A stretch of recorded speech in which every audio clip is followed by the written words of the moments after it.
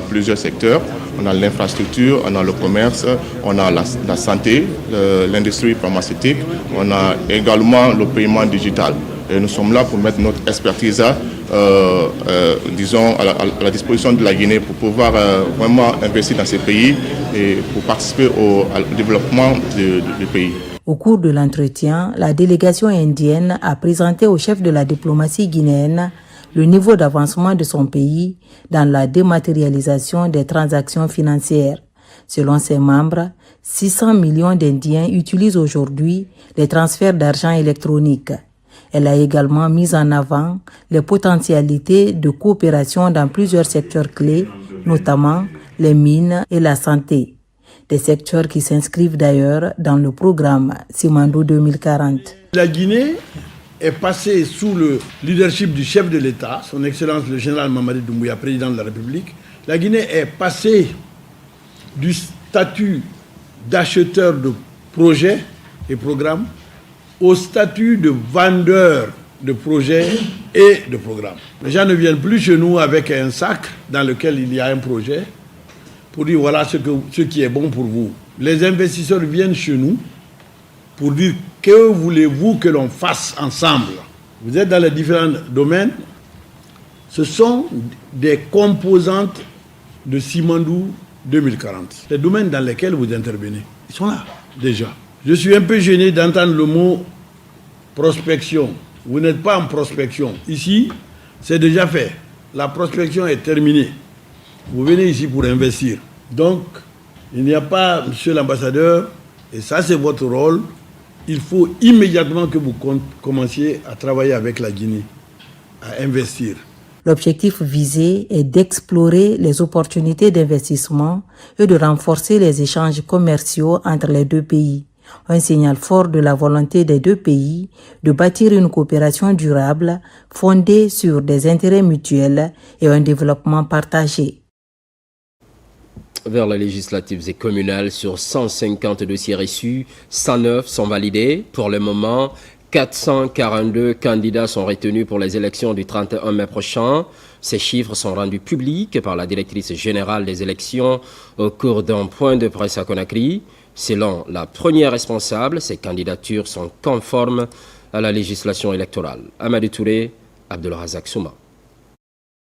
À l'entame de cette rencontre avec la presse nationale et internationale, la directrice générale des élections a donné des informations générales sur l'ensemble du processus et celles relatives au report de la date du scrutin du 24 mai au 31 mai 2026. L'organisation des élections législatives et communales était prévue initialement le 24 mai, dimanche 24 mai.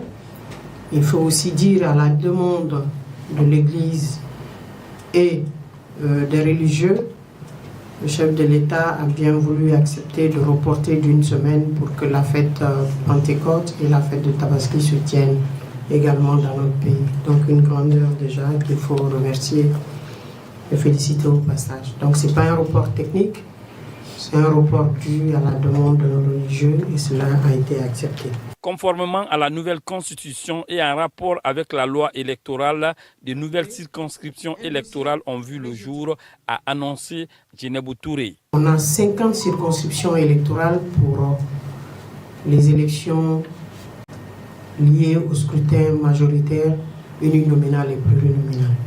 Les 33 préfectures de la Guinée constituent des circonscriptions. Les 13 communes de la Guinée, de Conakry, sont des circonscriptions. Mais également, il faut rappeler qu'on a 4 circonscriptions pour les Guinéens établis à l'étranger. L'Afrique constitue une circonscription électorale. L'Europe, une circonscription électorale pour les Guinéens établis là-bas. L'Asie, une circonscription. Et l'Amérique, une circonscription. Sujet de la liste des partis retenus pour le scrutin uninominal et plurinominal, la directrice générale des élections a indiqué... Il n'y avait que les partis politiques qui devraient présenter des listes de candidatures au niveau des listes nationales. Donc les 49 candidats, chaque parti politique devrait le faire. Ce n'était pas permis à un mouvement politique de présenter une liste nationale, ce n'était pas permis à un indépendant de présenter une liste nationale. 28 partis politiques ont déposé des listes nationales. Sur les 28 partis politiques, 21 provisoirement sont retenus.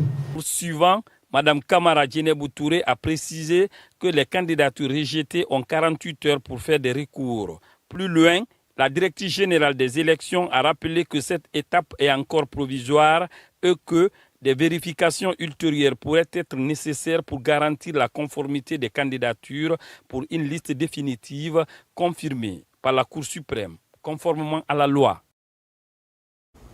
Dans la capitale, la mobilité urbaine se renforce avec la réhabilitation en 2x2 voies de l'axe Tombo-Port Autonome, un chantier stratégique qui devra fluidifier la circulation à Kaloum. Le ministre de l'Urbanisme, de l'Habitat et de l'Aménagement du Territoire s'est rendu sur le terrain pour évaluer les travaux. Maïmouna Bella Diallo. Sur cet axe stratégique de Kaloum, les travaux se poursuivent entre Tombo et le port autonome, avec une avancée du chantier malgré des contraintes techniques encore présentes. Sur le terrain, les équipes restent mobilisées pour respecter les délais en coordination avec les riverains et Électricité de Guinée afin d'assurer la continuité des opérations. Des difficultés liées à l'assainissement et au réseau persistent par endroits, mais sont en cours de traitement. Il faut que Djikopes et Poubelle de Conakry se donnent la main. Parce qu'une fois qu'on finit de curer les gares complètement, en faisant le terrassement aussi, il faut descendre la terre là-dedans. Et quand la terre descend dans les regards, ça empêche le fonctionnement du réseau. Les travaux avancent très bien. En ce qui concerne les travaux d'assainissement, dans son ensemble, nous sommes à un niveau très élevé. Et aujourd'hui, nous travaillons de concert avec tous les concessionnaires, surtout EDG, qui est sur notre chemin critique aussi. Mais nous avons pris toutes les dispositions ensemble pour pouvoir pallier à ces problèmes. Dans ce contexte, les équipes restent mobilisées afin d'accélérer le rythme d'exécution des travaux. Nous sommes en train de mettre la pression sur l'entreprise pour que, avant les grandes pluies, que la chaussée puisse être libérée. Et avec l'engagement de M. le ministre, je pense que nous réussirons vraiment à le faire. L'objectif demeure inchangé.